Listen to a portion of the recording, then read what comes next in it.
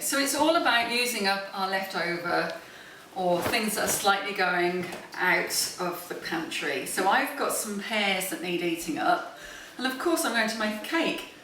I'm going to make an upside down cake, and I don't think I've made this for quite some time. I can remember making it at secondary school in Miss Hindle's cookery class, and I thought it was absolutely fantastic because it had pineapples and glacé cherries in. The height of fashion and elegance in 1980. But I'm going to make it with pears and pecans. So I've got my cake tin on my little stove to heat up, because I'm just going to make a little bit of, well, melt the butter and the brown sugar in situ in the pan, and then I'll leave that to cool with the pears in while I'm making the batter to go on top. So I'm just going to light this. It's great if you've got one of those pans that goes straight in the oven, but this is the only one I've got at home at the moment.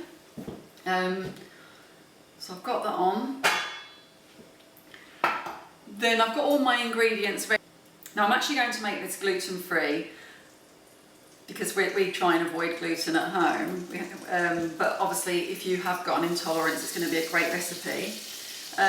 You could make it dairy-free if you wanted to, because I am using margarine to make the batter.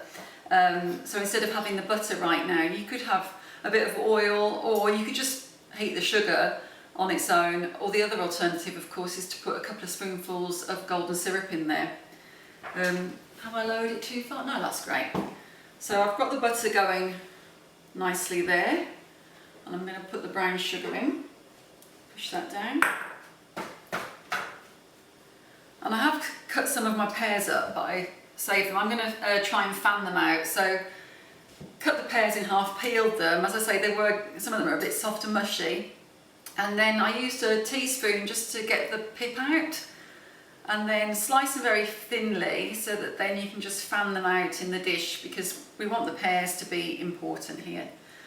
So I've got those just sitting there in a tiny bit of lemon juice. Yeah, I'll just get this butter and sugar combined. Put my oven glove on because the temptation is there to put my fingers on them. Once that's all come together, as it has now, it's a big brown splodgy mess, we can leave it like that because it will keep cooking obviously in the oven when we cook it. I'm just going to tip some of the remnants of the lemon juice in there as well. Push that together. Just want it slightly more runny.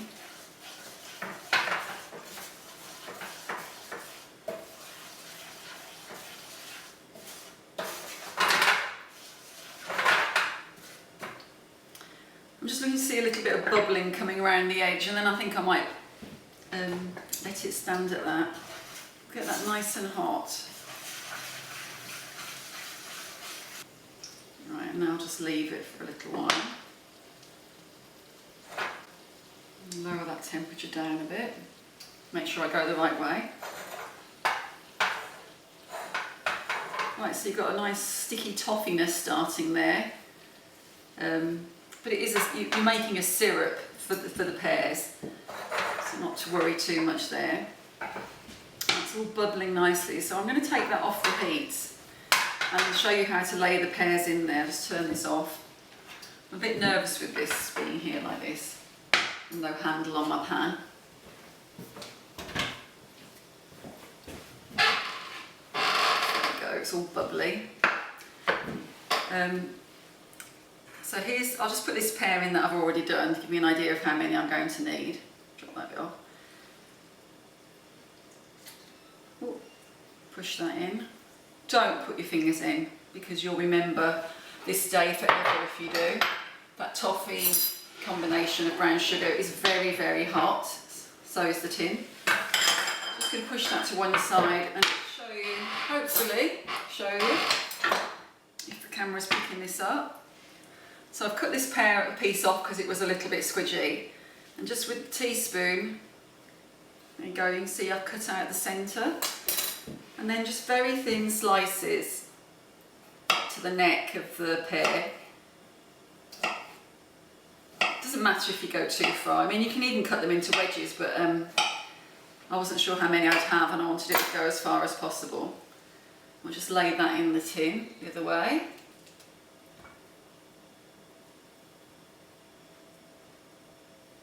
And I shall keep going and then show you when I've finished.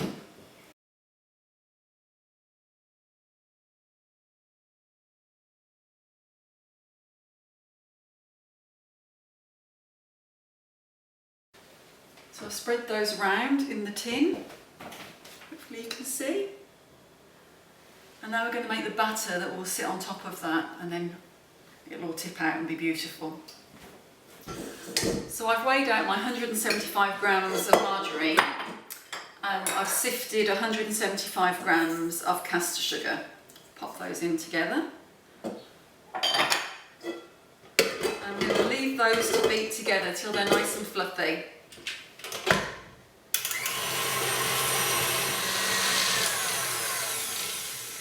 Right, I've allowed my butter, well, margarine and sugar to beat together nicely. Just going to scrape that down. Nice colour change from sort of quite a bright yellow to a pale creamy colour. Get it back on the stand. So I'm going to keep beating this, and then I'm going to add an egg just gradually. If the mixture looks a bit curdly, you can always put a teaspoon of your flour in just to calm it all down. So I'll pop an egg in. Pop it in here first. Don't want to drop any shell into the bowl. And I'm just going to slowly add that egg and incorporate it slowly. If you try and go too fast, that's when things can go wrong. So do just take a bit of time to combine the eggs with the butter and sugar mix. I'll just show you. So I've added one egg, and that's incorporated nicely now. So I am going to scrape it down again.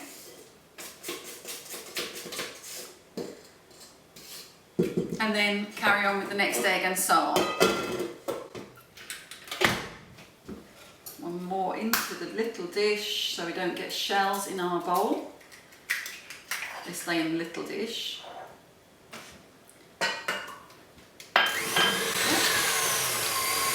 Careful when you switch the mixer on, you don't want it to go too fast. Because I'll just show you, this is what it can look like. You think, oh, it looks all funny, it looks like it's curdling. It isn't, and just a little teaspoon of flour, we can almost say I planned it, we'll just smooth it all down.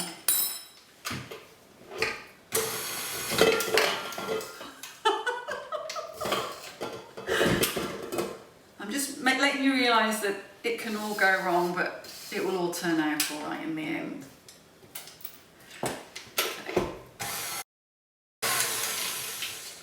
So there we are, we've brought that back so it looks nice and smooth. And now I'll add the third and final egg. You're going to make sure the mix is on the stand and you won't have a disaster. Egg number 3.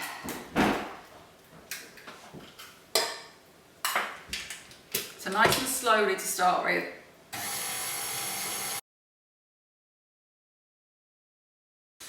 So super duper. That's the eggs all in there with the sugar and the margarine. So scrape it all off. You want every last bit you can get. Taking that off the stand because we're going to carry on now by hand. Let's get my big spoon. To encourage as much air as possible into our mix. So I have sifted it with 2 teaspoons, I've got 175 grams of buckwheat, 2 teaspoons of baking powder and a pinch of salt in there. So I'm just going to put in half to start with, sift that in,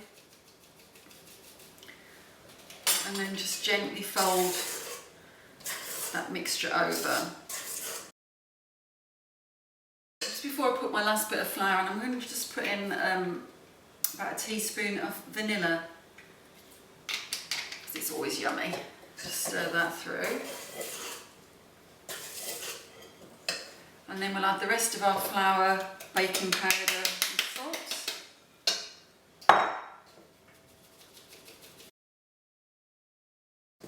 careful so that you get a nice lot of air in there and you don't beat it out. That's the thing.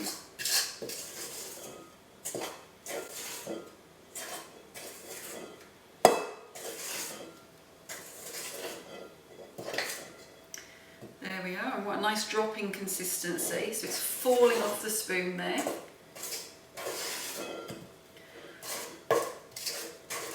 And now I'm going to add it, lay it on top of the pears and the pecan.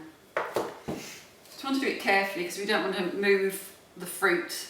You want it to come out in that nice pattern when it's finished cooking.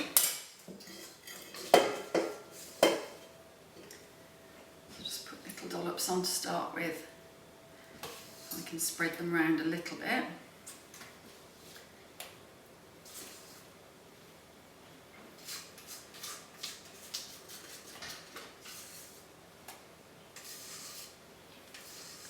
Squeeze. And I've got the oven on 160 fan bake. I've had that warming up, and I think this is going to take about half an hour once we get it in the oven. I have lightly sprayed the sides of the tin as well, so it should tip out quite nicely for us. And then that's a good way of using up the old pears. There we go. Right, so I'm popping that in for 30 minutes.